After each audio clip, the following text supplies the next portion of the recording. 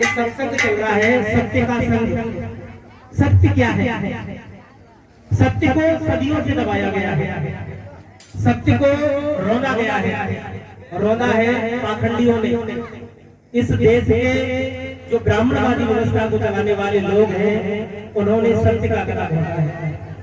सत्य का गला घोटकर जो भारत के मूलवासी लोग हैं, उन पर जुल्म, ज्यादती, अन्याय, अत्याचार, शोषण, उत्पीड़न किया है।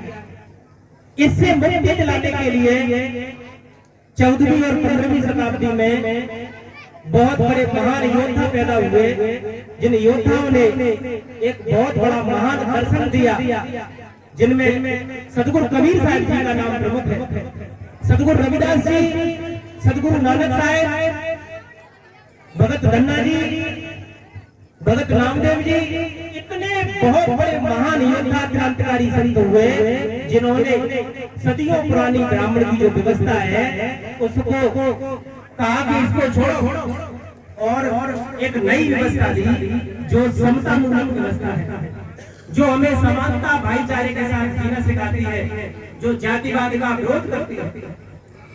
लेकिन विडंबना इस बात की है, सदगुरु कबीर साहब जी कहते हैं कि हमारा झगड़ा रहा न कहूं, पंडित मुल्ला छोड़े दो, पंडित मुल्ला जो लिख दिया छाड़ चले हम कछू नहीं लिया।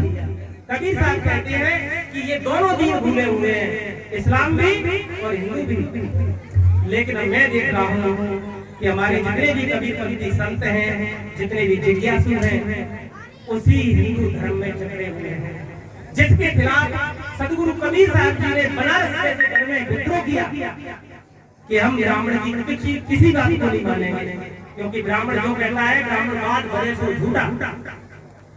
ये तरीका कबीर साहब ने, कबीर साहब जी की वाणी से सब परिचित है। लेकिन ब्राह्मण षड्यंत्र रचता है, उसने षड्यंत्र रचा, सदगुरु कबीर साहब जी की ब्राह्मणों ने हत्या की। हत्या करने के बाद उनके बीजक की व्याख्या उन्होंने अपने हिसाब से की। 4 गद्दियां बनाई ब्राह्मणों ने, चारों पर ब्राह्मणों का कब्जा है, आज दिन तक कब्जा है। बुरहानपुर, इलाहाबाद, बनारस और लखनऊ, 4 गद्दियां हैं। चारों गद्दी के जो मठाधीश हैं वो सब ब्राह्मण हैं, और वो ही कबीर पंथ को संचालित कर रहे हैं। हम कबीर साहब जी के ज्ञान पे चर्चा करते हैं। कबीर साहब जी ने जाति का विरोध किया, ब्राह्मण का विरोध किया, कि हमें ब्राह्मण को कुछ भी नहीं देखना है। लेकिन विडंबना इस बात की है कि हम कबीरपंथी तो बन गए, लेकिन ब्राह्मण के चंगुल से आजाद नहीं हुए।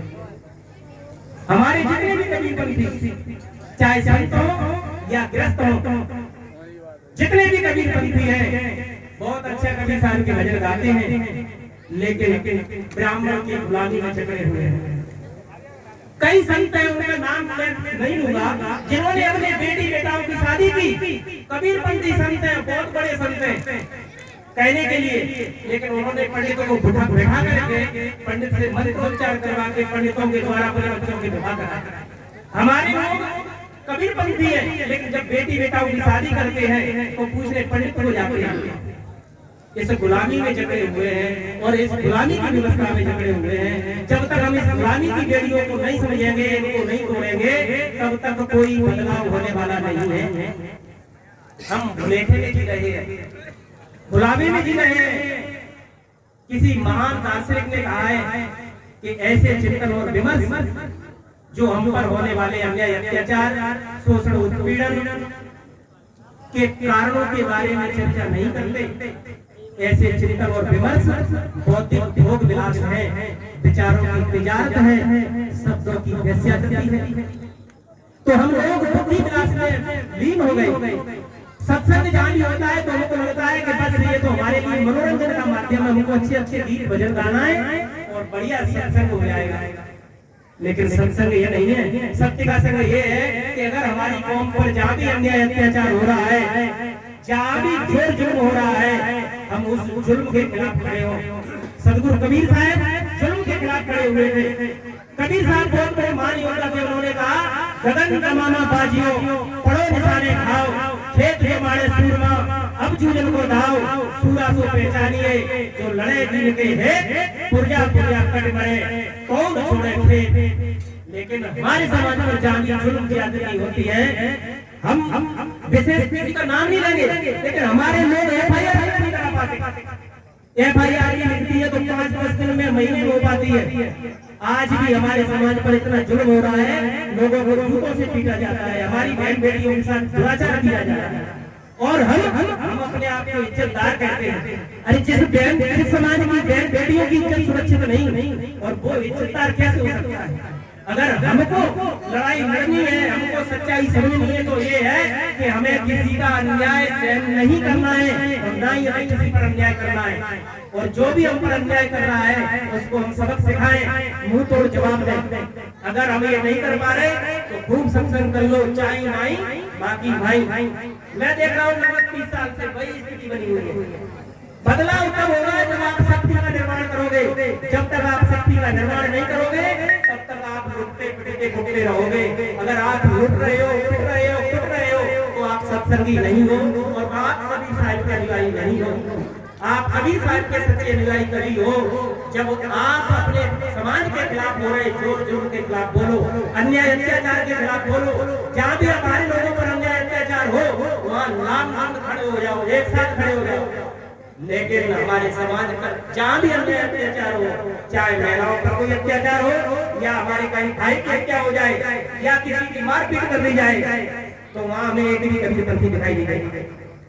एक भी ना हमारे बाबा दिखाई देते हैं। अरे भाई कबीर साहब महान योद्धा थे, उन्होंने अन्याय अत्याचार के खिलाफ लड़ाई लड़ी, और आप लड़ाई नहीं लड़ रहे।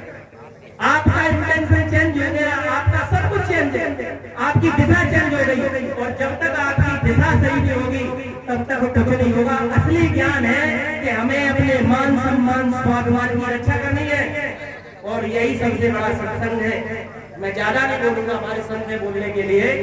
सबसे पहली बात है कि हमें अपने मान सम्मान स्वाभिमान को बचाना है। मान सम्मान स्वाभिमान को बचाने के लिए लड़ाई लड़नी है, मान सम्मान स्वाभिमान से जीना है, और लोगों को जीना सिखाना है। यही हमारा मिशन है, यही सभी कबीर साहब जी का मिशन है। इसी के लिए हमें काम करना है, और इसी के लिए हमें समाज को जागरूक करना है कि भाई सबसे पहले हमें अपनी इज्जत आबरू बचानी है, हमें अपना मान सम्मान स्वाभिमान बचाना है। और जिस जाति के दलदल में फंसे हैं, जिस कारण से फंसे हैं, उस कारण को दूर करना है। इस जाति व्यवस्था के दलदल से बाहर निकलो। हम देखते हैं हमारे पास में जितने भी गांव है, हमें अपने गांव की बात करें। आज भी ठाकुर ब्राह्मण बनी हमारे समाज के लोगों को चारपाई पे नहीं बैठने देते। अरे भाई जो धर्म को कुत्ते जैसा आदर नहीं देता, ब्राह्मण ठाकुर बनिया के यहाँ पर उनके यहाँ चारपाई पर कुत्ता बैठ सकता है, लेकिन वो हमारे लोगों को बराबरी पर बैठाना पसंद नहीं करते। भाई क्यों नहीं करते?